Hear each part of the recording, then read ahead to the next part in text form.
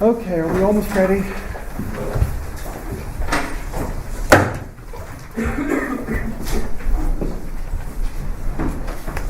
Allons, les gens, allons.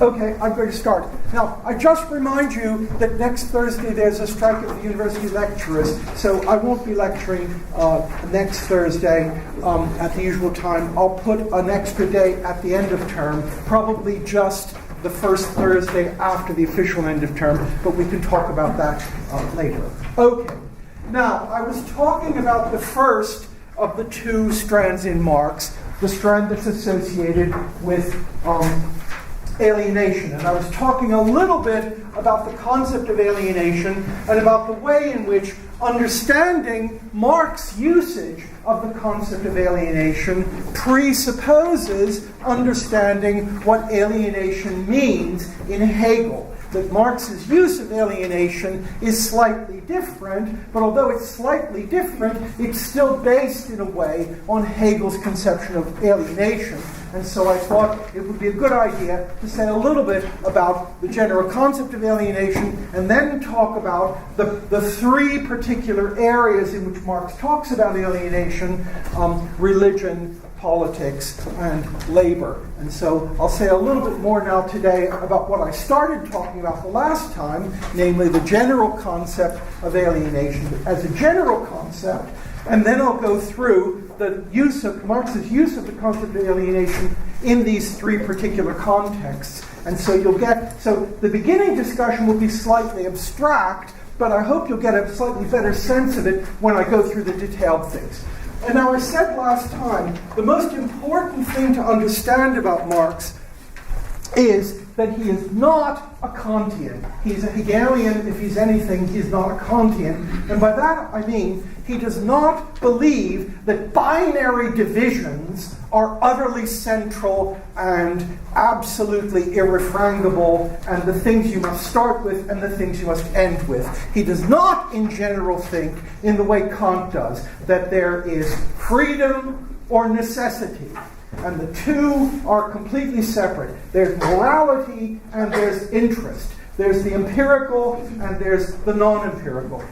He doesn't think that at the final level of analysis, that kind of binary distinction is the way to think about the world. So there's no such thing in Marx or in Hegel as absolute freedom or absolute necessity. The very idea that there could be such a thing as something that satisfied all the conditions of being free doesn't make sense for him. And similarly, alienation isn't a concept that has a structure like a binary structure. It isn't that there's alienation and there's non-alienation, and the two of them are clearly distinguished. Alienation is a concept that's a gradual, a concept of degree, and a concept that is connected to a particular context. So you can speak of things getting freer, even if you can't say that there's something which is absolutely free as opposed to absolutely determinate. Now, if you can't think this thought, you're never going to do anything with Marx. So Marx takes over from Hegel the idea that binary distinctions are perfectly good in everyday life. I can say that's an apple and that's not an apple in everyday life. But once you enter the realm of what Hegel calls philosophy, or Marx would talk about as speculative thought, those binary distinctions turn out to dissolve themselves. So you can say that something is an apple or not an apple, but the concepts that you're interested in, concepts like freedom, don't have that structure. Freedom is a question of talking about something being in a particular context freer than something else. And Marx is vociferous in saying that you can speak of things being freer than in the context, or more alienated or less alienated in a particular context. You can talk about that sensibly, although you cannot extract any kind of binary concept of freedom or alienation, which you can use. So Marx agrees with Hegel that if you want to understand human life and history, particularly human life and history in a larger context, binary and binarily defined concepts are not going to give you anything. So you have to try to learn to think about all concepts as fluid concepts that are defined relative to a particular context, in particular defined relative to a particular historical context. So freedom doesn't mean something that you can give a set of necessary and sufficient conditions for so that you can look at all of history and say, is this free, is this not free? Freedom depends on what kind of society you're talking about. Are you talking about a feudal society? In a feudal society, there are these and these forms of freedom, there are these and these forms of unfreedom, and you can work with that, and you're never going to be able to reduce them to a set of Platonic definitions. So that's the first thing to start with. And then, as I said, the schema that's behind, therefore, the use of alienation in Marx is not a schema which begins by defining what alienation is, as it were, per se, in the way in which you define what an apple is, say, per se, but it's something which talks about a three-part schema that you can use, of which alienation is one part of the three-part schema, and you can apply the whole schema of three parts in a number of different ways, and so you can talk about alienation only in the context of this set of distinctions. So as I said last time, think of this as, roughly speaking, a set of descriptions about human powers and how human powers exist and how human powers develop. Marx is all about human needs, human capacities, and human powers and how they develop. And that's the central thing. And now Hegel says, if you look at a first approximation at human powers and human capacities and human needs, you can see that there's a recurrent structure that you can observe, which is a structure in which you have a state in which the powers of people have a certain kind of immediacy, then a second stage in which that immediacy is replaced by a state of alienation, and then a third stage in which that alienation is overcome and the powers are, as Marx often says, reappropriated. So you can crudely use this scheme: immediacy, alienation, reappropriation. And again, this is not supposed to be this is an abstract scheme. You can't give, as it were, a formal definition of the individual components of that scheme. All you can do is observe that scheme can be applied in a number of different ways. And so you, as it were, if you want to use this jargon, you can say, well, you learn how to use it by watching it be applied. You don't learn how to use it by having a Platonic dialogue in which you get a definition of it. So now note, so this is a scheme in which you're inherently saying about something, to say about something that's alienated, or a form of alienation, is always then tacitly to be comparing it with another stage, which you describe as a stage of immediacy, and another possible stage, which you describe as a stage in which the alienation is overcome. So to call it alienation is to locate it in a certain context in which you've defined a thing that's before and defined a thing that's potentially after. And that context is the thing which gives the concept of alienation then some meaning. So the schema is not absolute and it's not foundational. So what counts as immediacy in one context can count as alienation in another context. And I talked about that the last time. So think about it this way. Kant says, look, anything in human life, any event in the human world is an event which you will find has a cause. So given anything that we experience in the world, we have to subject that to a certain kind of a certain kind of analysis, which is an analysis that this is an event, and if it's an event, there will be a cause for it. We can always find a cause for any event. We know a priori that every event has a cause. Now Kant says, but from the fact that we know a priori, because it has something to do with the way in which our mind and our experience is structured, from the fact that every event has a cause, it it precisely doesn't follow that there is something which is a first cause of all things. So that, he thinks, is the basic mistake that religions make. So religions make the correct observation that if you find any event, you'll find a cause for that event. And they take that correct observation, which is an observation which is very good about the nature of human experience, and they draw from that an inappropriate conclusion. Namely, they draw the conclusion that because this event has a cause, and that event has a cause, and anything I find has a cause, everything has a cause. And to say that everything has a cause means there is one cause, God, which is the cause of everything.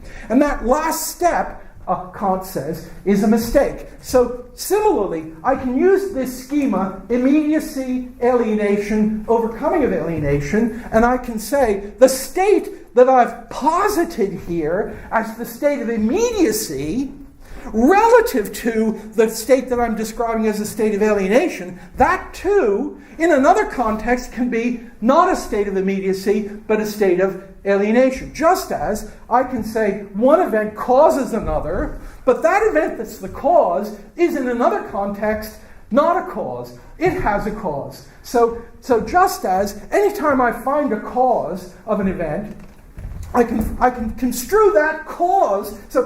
So every event has a cause, but every cause is something which I can also construe as an event, which has another cause.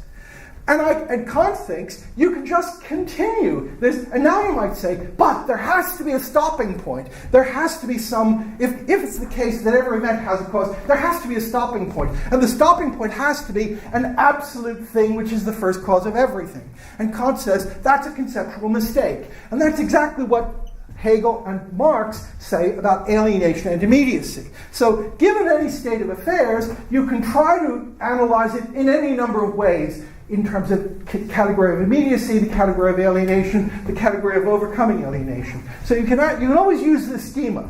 But it doesn't follow from that you can find something which is the absolutely immediate and first thing. Just as every cause in a different context is an effect of another cause, so similarly, anything you might call immediate in one particular context can be seen in another context as an instance of something that's not immediate. So Hegel says notoriously, there's nothing under heaven and earth that's not at the same time immediate and mediated. Now, that's a slightly different terminology he's using there, not immediate, alienated, reappropriated, but it's the same thing. So these are analytical categories that you have to use to understand the world. But Marx also thinks, of course, with Hegel, that at a certain level, if you say that something is an analytical category, that you don't have any choice but to use the distinction between that and saying that it's real becomes relatively pointless. Okay, so we've got this schema: immediacy, alienation, reappropriation. And now I gave this example the last time, which I'd just like to talk about again, which is think about the history of language. Think about the history of the English language. We've got the English language in the 15th century, and in the 15th century, everybody's just talking with one another. That is, you talk in a particular way, I talk in a particular way, there are different dialects, there's a wide variety of different usages. And now you can analyze that by saying, look, that's a state in which people have a certain immediate power. You can speak, I can speak, other people can speak.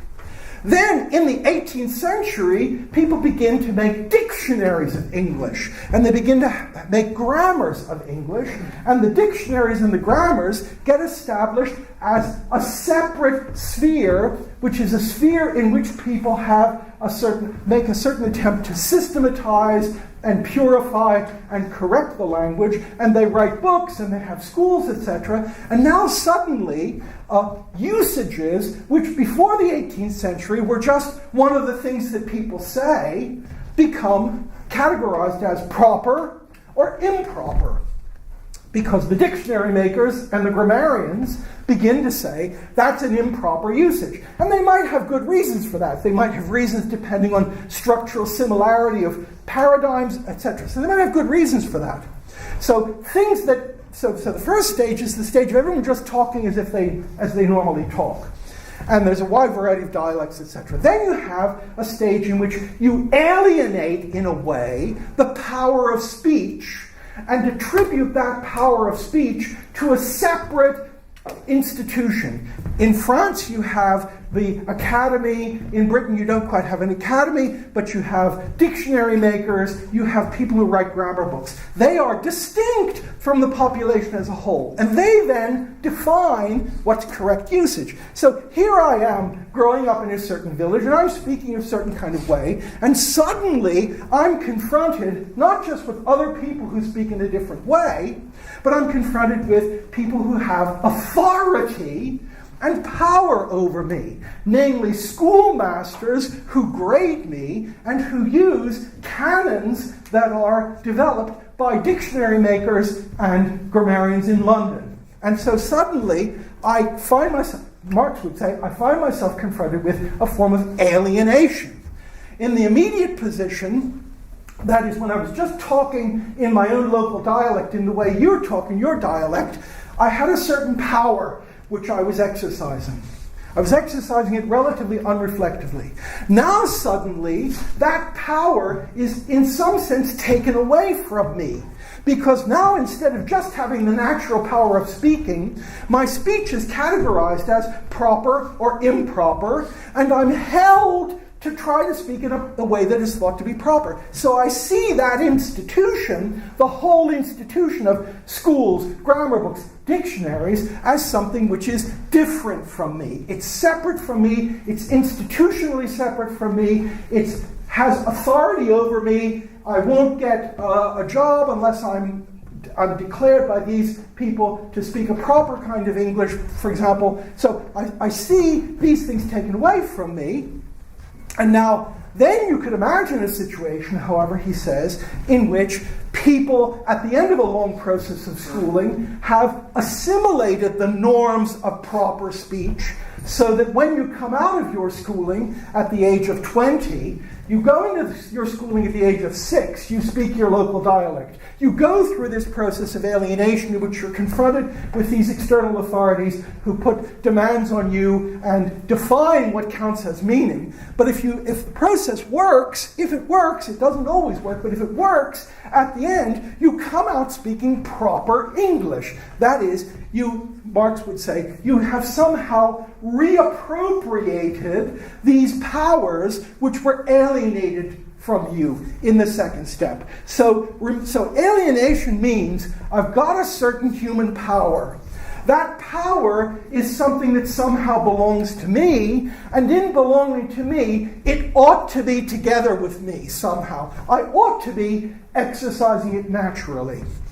However, we observe in history that one of the ways in which these powers develop is not by simply allowing people to exercise the powers in any way they want, but by establishing specific institutions that have the property that those institutions are distinct from the people in question, and those institutions appropriate to themselves authority and power. Now, when I say they associate to themselves authority and power, remember, there isn't any authority and power there that we don't give them, right? The schoolmasters can't somehow come down from Mars and tell us, you must now speak in this way. Any power the schoolmaster has is in some sense a power that the society gives to him. It's the parishes that set up the schools. It's all a situation in which human powers are being developed. But the way they're being developed is not simply by letting everyone speak as if they want to, but by establishing a separate structure in which particular human powers are taken away from the people who are immediately speaking. I no longer have the power just to say, well, that's the way I speak, and so do me something. I don't have that power anymore. Suddenly, it's the case that I say it this way, but it's wrong. Someone else says that. Those powers are alienated social powers, Marx will say. And they're alienated by virtue of being distinct from the immediate powers that the people have, and coming, as he says, it comes to be the case that something, therefore, which is in some sense a power of my own, the power of speech, the power of valid authoritative speech, confronts me as something alien, distinct from myself, and with power over me. The locus of meaning, he says, has shifted from me to this thing. They tell me when I've made a meaningfully correct grammatical sentence, rather than my saying that. That's the alienation. And then he says, if everything goes well, though, I come out at the end speaking proper English. And now it's important for him that this notion of speaking proper English at the end is supposed to be both a higher level of development of powers and a level of development of powers that is both higher and back in direct contact with me. So the idea is, by virtue of going through this process, at the end, I don't just get back to the situation I was in at the beginning. At the end, by virtue of mastering what's called proper English, I can say all sorts of things I couldn't say at the beginning. At the beginning, I have a vocabulary and a syntax that's perfectly adequate for my everyday needs, but if I'm a 6-year-old person who grows up speaking a dialect in a village, I won't have the power of expressing myself with as much clarity, differentiation, etc. as other things. So each of these stages... Sorry, I've got to... I'm sorry, my voice is very soft and I've now messed it up a bit. Just give me a second to get one.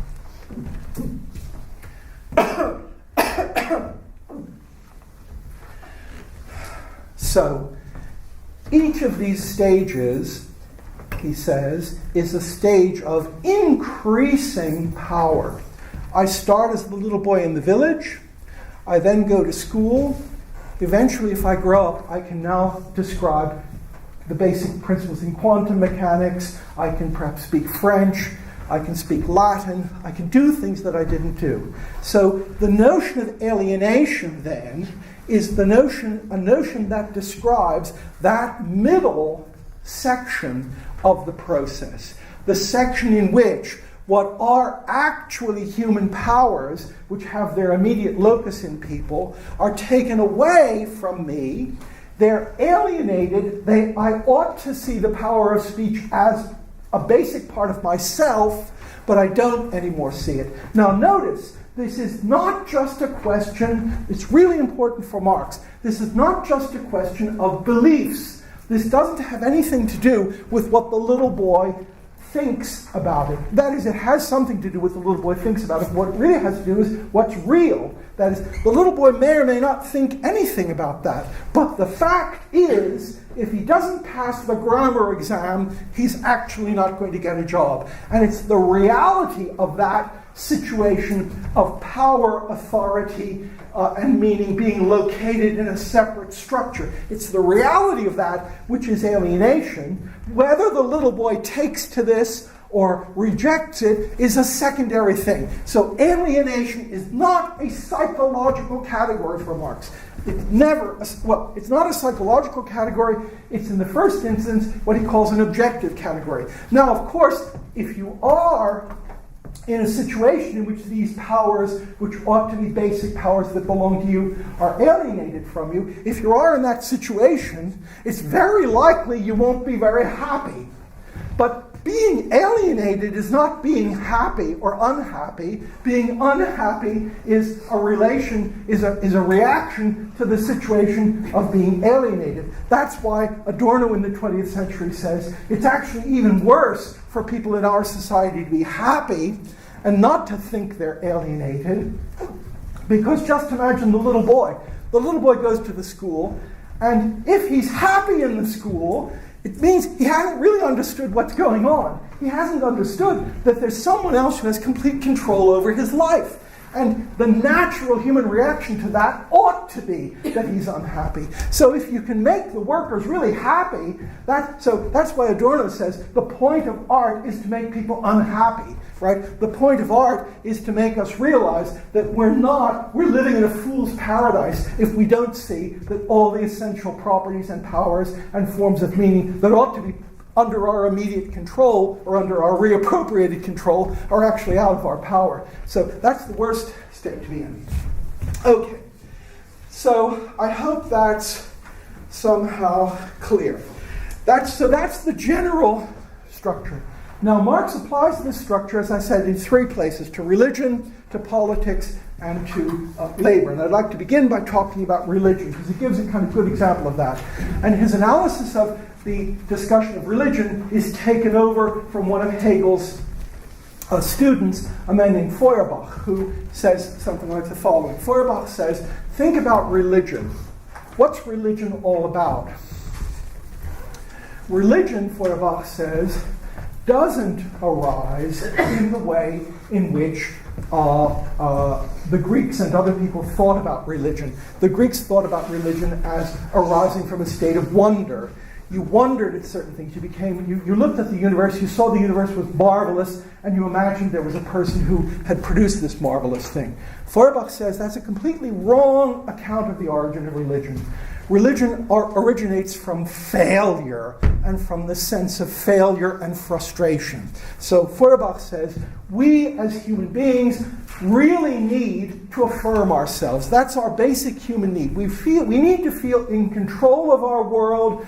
I need to affirm myself by seeing that I'm in control of my world, and I'm in control of my world means that I can get what I want, and I'm not subject to completely random ways of being deviated from what I want. I have to have control of my world, I have to be able to exercise my powers, and I have to be able to see that in exercising my powers, I'm getting what I want.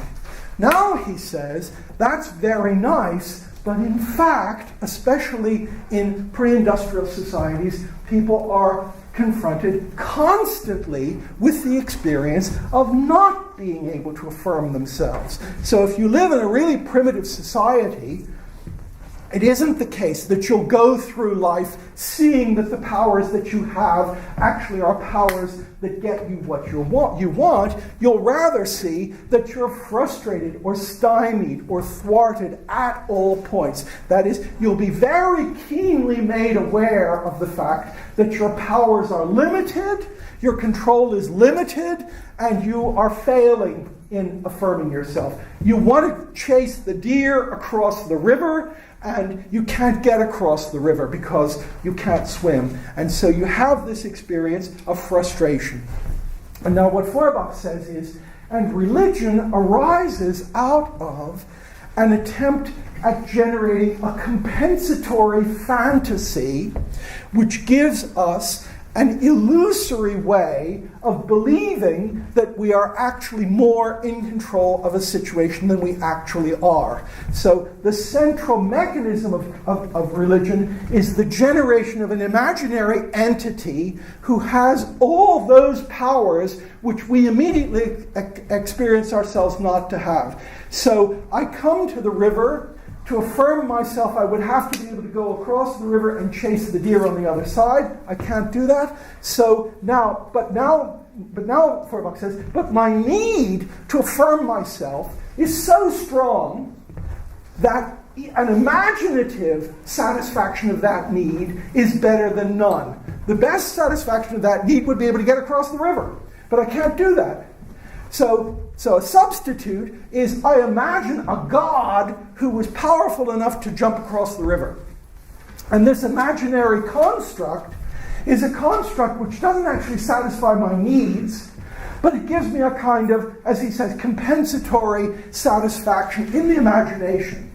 So you can see the concept of God as an alienation, in a way, of human powers. I have these powers, they have limits, my power to move is limited, and I can imagine a less limited form of the exercise of those powers.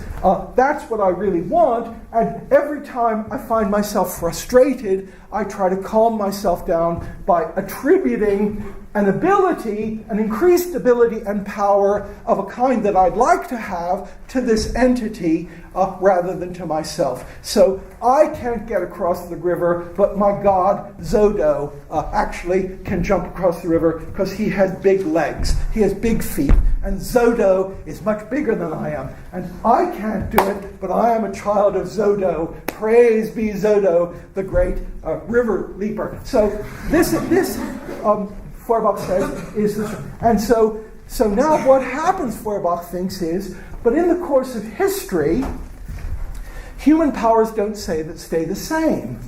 So in primitive societies, you can't get across the river.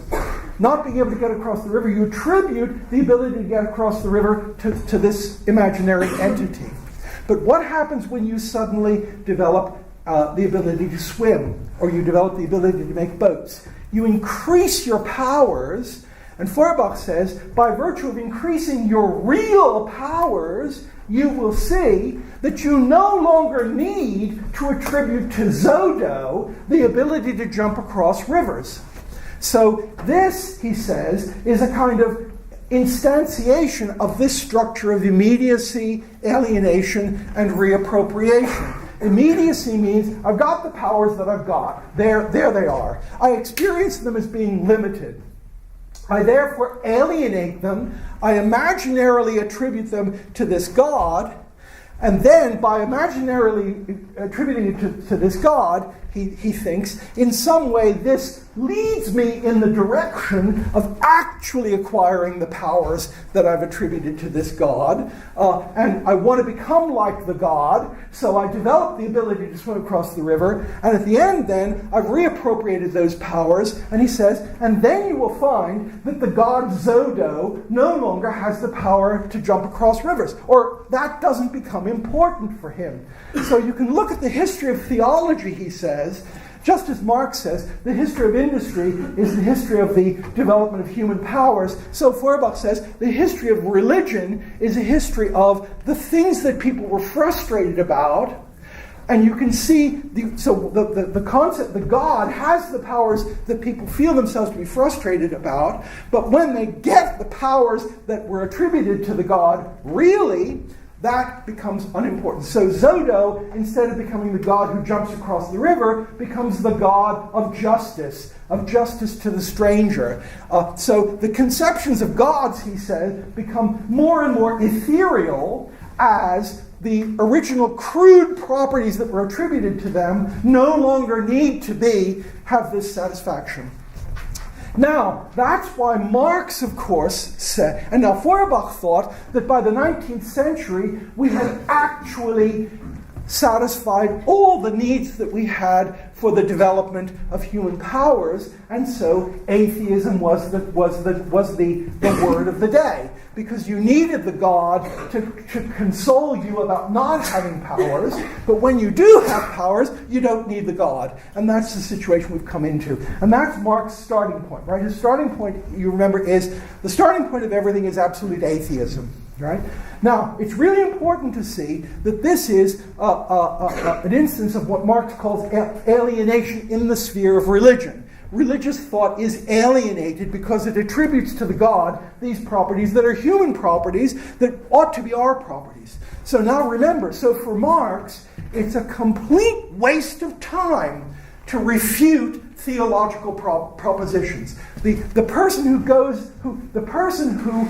who talks to a religious person and argues about the concept of God or the arguments for God has missed the point, because as Marx says, once these religious structures don't have their origin in an attempt cognitively to understand the world.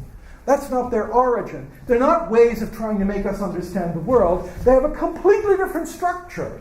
Their structure is to give us consolation for needs which otherwise would be unsatisfied. And so, as Marx says, as long as the need is not satisfied, you can refute the ideas all you want. All that will do is it will cause the people in question to generate some new crazy ideas. So you can refute the Christian idea of God, but then they'll become witches, or they'll believe in superstition. As long as the need is there, the need is going to make itself satisfied one way or the other. So engaging in discussion with theologians is pointless, because that's not what they're doing. Saying God exists is not a cognitive problem. saying God exists is different from saying the hippopotamus exists. The hippopotamus exists means you go to some place and you can see there are these animals and they're called hippopotami and they have these various properties. God exists doesn't have that structure at all. It has a different structure. The structure is, I need reassurance. And you don't get rid of the need for reassurance by attacking the propositions that the construct that you have, which gives you reassurance, will have. So Marx says you'll only get rid of religion when the need from which religion arises and the need to which religion gives an answer, a satisfaction, only when that need is satisfied in a more direct way. So the people don't need to have the god Zog have big feet when they're able to get across the river. And so it isn't that you refute the ideology of the god Zog by saying he doesn't have big feet, he has big ears. You don't do that. It's just that nobody's interested anymore because they don't need that compensatory fantasy. Okay, so that's what Marx thinks about that. Therefore, religion, he thinks, is a kind of model for ideology in that it's both a complete illusion and it's enlightening in a way, historically. It's both a complete illusion in that it's a form of thinking or a form of mentation that has no cognitive relation to the world much. The statements in it aren't related to the world directly. So it's completely wrong, it's false. But it's informative because it tells you something. What it tells you is not anything about the world. It tells you something about what needs people have that they can't do without, that they can't get satisfied in a direct way. So if you want to understand history, you have to understand religion. But understanding it means precisely not taking it seriously as a description of the world, but taking it seriously in this other way. Okay, so that's what he talks about as the alienation in the sphere of religion, and in an instance in which we've got these human, and he says that so for the Christian, God is the center of meaning, and we human beings get our meaning from him. That's like the heliocentric system of the universe. God's in the center, he gives meaning, we're surrounding him. What I'm doing now is I'm going to have a Copernican revolution. Instead of God being the center of meaning and human beings being the little planets who are illuminated by him, we are the center of meaning. What meaning there is a human creation, and one form of those human creations might be the creation of gods that go around. So this is, in a way, a model for thinking about these things. Okay, now I want to say a little bit about alienation in the sphere of politics. Alienation in the sphere of politics depends, for Marx, on starting with a kind of Hegelian analysis of society. Hegel, as you know, thought that it was absolutely important, if you understood a society, to see a society as subdivided into different spheres. Societies were not unitary, homogeneous entities. There wasn't, as it were, a single set of moral and legal and rights-based thought about them, obligations about them. It wasn't a single unitary thing. There were three different spheres, and associated with those three different spheres, there were three different characteristic ways in which humans developed themselves, characteristic ways in which they interacted with other people, characteristic ways in which they developed obligations to one another, and therefore characteristic forms of moral attitude, right? You remember, Hegel denies the Kantian idea that rights never conflict, right? Kant says what is right can only ever be one thing. There can never be such a thing as a genuine conflict in right. If you think there's a conflict in right, you've got one of them wrong. And for Hegel, it's absolutely essential to see that what there are in society is different kinds of right that arise, and they conflict all the time. There's nothing just illusory about those rights. They conflict all the time. Now, the three spheres, you remember, in which Hegel thinks society is divided, and Marx takes over this analysis to a large extent, are what Hegel calls the family, what he calls civil society, and what he calls the state. So the term state is ambiguous. State means either the whole structure or it means one component of the structure. So state either means Prussia considered as a whole, or it means the family in Prussia, civil society in Prussia, the state in Prussia, meaning the particular technical political apparatus. Now, first thing to be said is the term civil society does not mean what you might think it would mean. The term civil society changes its meaning in the 20th century, and comes to mean something very different from what it means for Marx. Right? Civil society, the term he uses in German is bürgerliche Gesellschaft. And bürgerliche Gesellschaft, bürgerlich is a German term that's ambiguous, as Marx says, between two different terms. Bürgerlich means both, and Bürger is bourgeois, or Bürger can mean citoyen, right? So the German term bürgerliche Gesellschaft is either the society of the bourgeoisie, of Bürger in the sense of the bourgeoisie, or society of citizens, right? Citoyen. So bürgerliche Gesellschaft means both Société des bourgeois and Société des citoyens. It's ambiguous between those two things. Now, what it does not mean is what it came to mean in the late 20th century, which is civil society was used in Eastern Europe, as you know, to refer to informal structures that were at the interstices between the economy and the state apparatus. So in Poland, they talk about building up civil society, and civil society meant not part of the productive apparatus, not part of the state apparatus, but newspapers and informal groups. That was civil society. Now, for Marx, civil society is, roughly speaking, the economy, right? So it's not something that's distinct from the economy proper and distinct from the state apparatus proper. It is, he calls it, the system of needs. And to call it the system of needs, the emphasis on system of needs is not on system of needs, but it's on system of needs. That is, let's start with the family. Marx says is a structure of part of society in which people encounter one another, as you might say, given the other terminology, immediately. That is, you encounter other people as the individuals they are, without responding to them according to universal principles. Right? So suppose I have a tea shop. And now I might give you a cup of tea and not charge you for it because you're you. And if my sister comes in, I might give her a cup of tea just because she's my sister. I don't use a universal law in operating toward her. The family is supposed to be the area in life or in society in which people relate to one another as non-regulated, as entities not subject to universal principles. I don't use a rule or a principle in dealing with members of the family. The relations between members of the family are relations that are based, he says, on immediate feelings of some kind.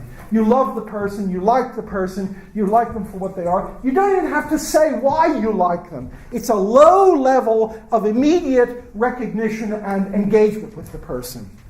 So note, the family is not a biological category here. It's a social category. So Hegel and Marx say this is the family. And the family is this sphere in which people encounter one another as particular individuals. They respond to one another as particular individuals without yet subjecting those people to any forms of universal demands or regulation. It's an unregulated sphere in which people simply interact with one another in an appropriate way. Now, for various reasons, that's not enough for human beings. We also need to develop our capacities in ways that go beyond the ways in which we can develop our capacities simply by interacting with the people we meet.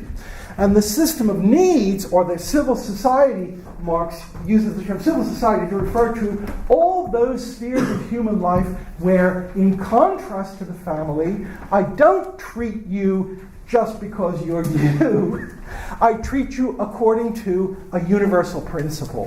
So if I have the shop that sells tea and you come in, I have a universal principle. Every customer gets his cup of tea for 10p. Every customer gets this much tea. I have rules. I have principles. That isn't the way people act toward one another if they're acting in what Hegel thinks of as a familial context. Remember, too, all of these distinctions between familial, civil society, and the state are not sharp distinctions, right? To do that would be to fall back into the Kantian view. So these are, as it were, ideal types used for analytical purposes.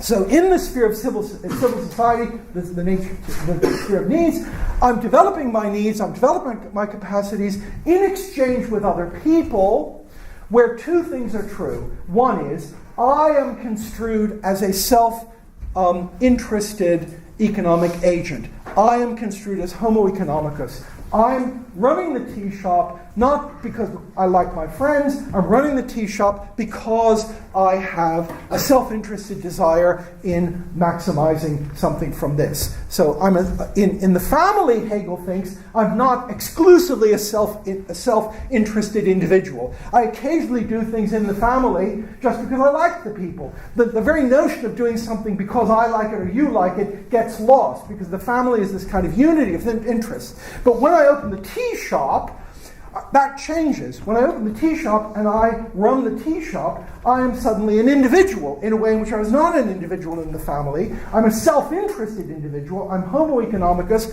and that's the first thing. And the second thing is I'm treating you, when you come in, as an anonymous other homo economicus, and I'm treating you according to universal laws. So Hegel and Marx says this is the sphere in which the Kantian philosophy applies, right? The Kantian philosophy, treat everybody as an individual, treat everybody universally, use universal principles. Kant's famous example, right? A child can go and buy meat from the butcher just as well as anyone else because the butcher gives a unified price for everyone, right? So that's the Kantian model of what ethics is about.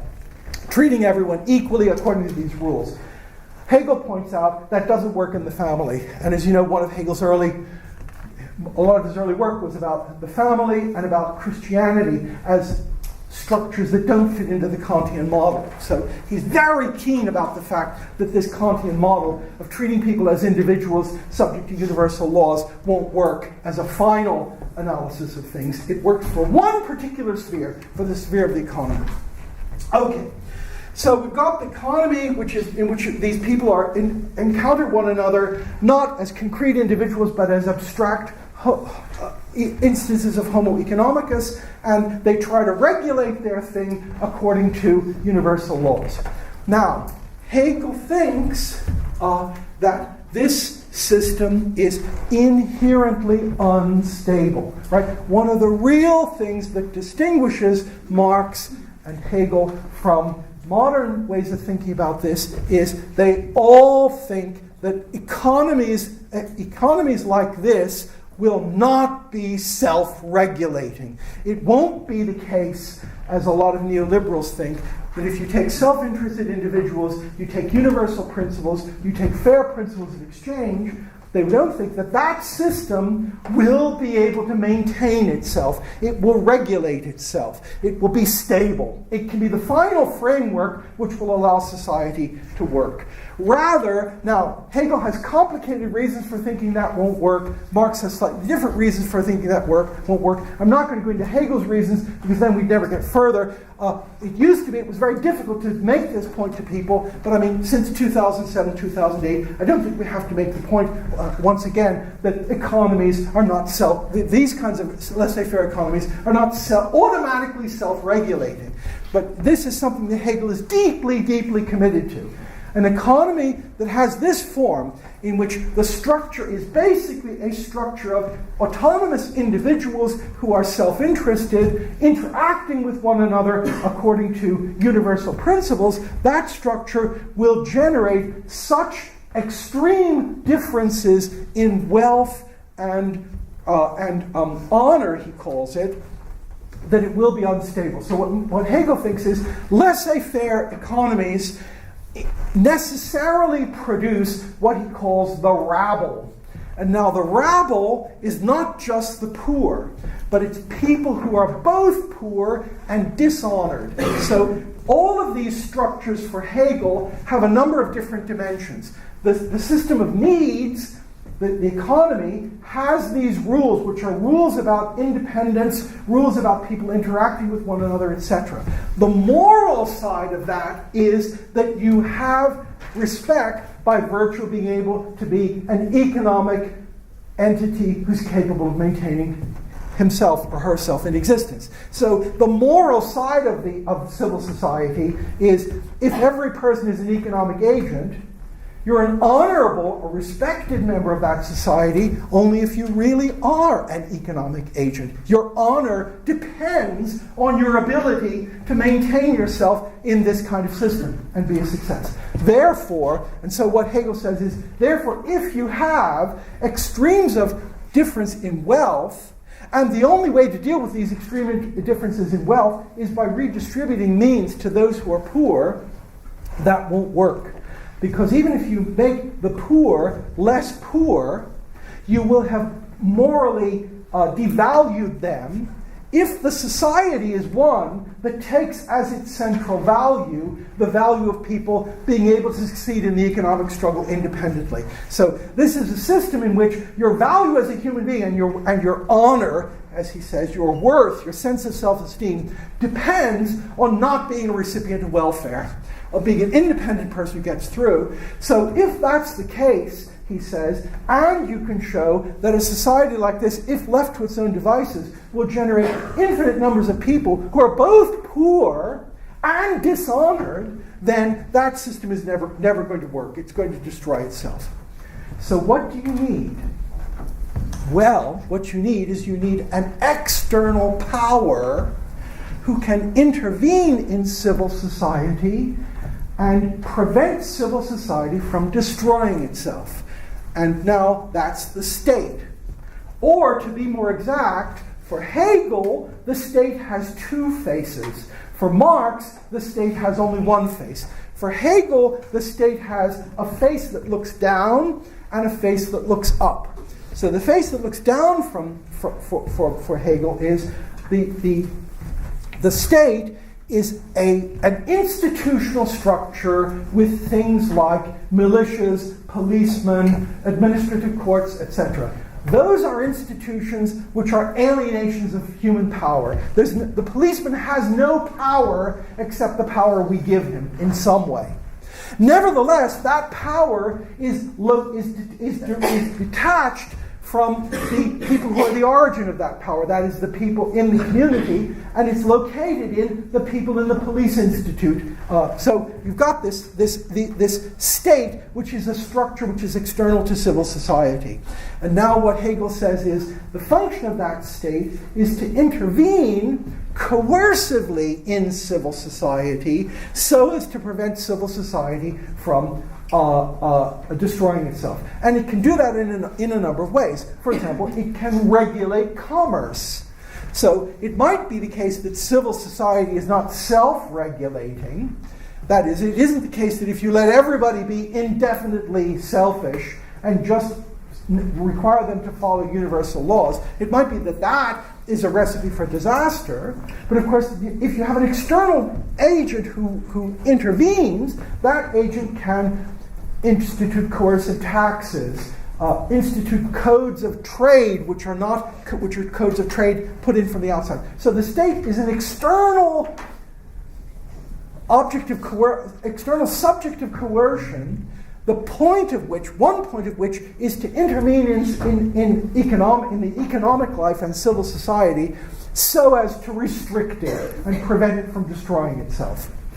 Now, so therefore, for Hegel, and for a lot of people after him, including Marx, and also including, of course, Max Weber, the idea that the state can be democratic is just an illusion, right? Because to say that the state is fully democratic, the point of the state is to be outside civil society, because it's got to intervene in that.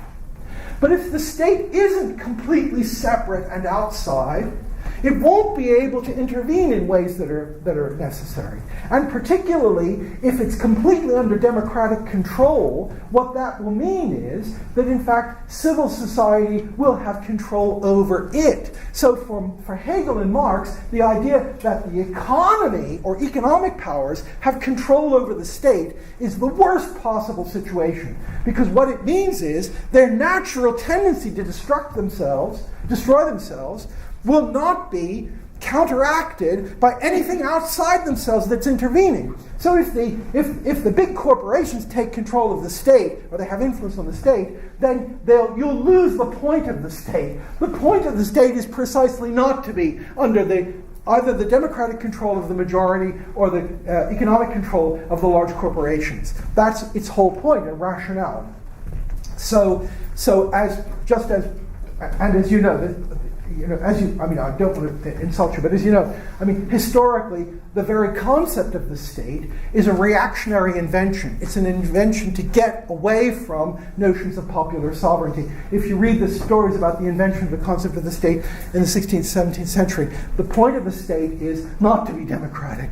It's supposed to be a separate structure of authority and power which can intervene. So the idea that you can make this thing which was invented not to be democratic is just, that's just not going Hegel thinks that's not going anywhere, and of course Max Weber thinks that it's not going anywhere. Both Hegel and Marx Weber think that's not going anywhere. That's just to try to think you can have you can have democracies, but you can only have democracies if you don't have states. So the Greeks could have democracies because they had a series of small societies which were directly self-organizing. So small societies like that can be democratic, but they can't be states.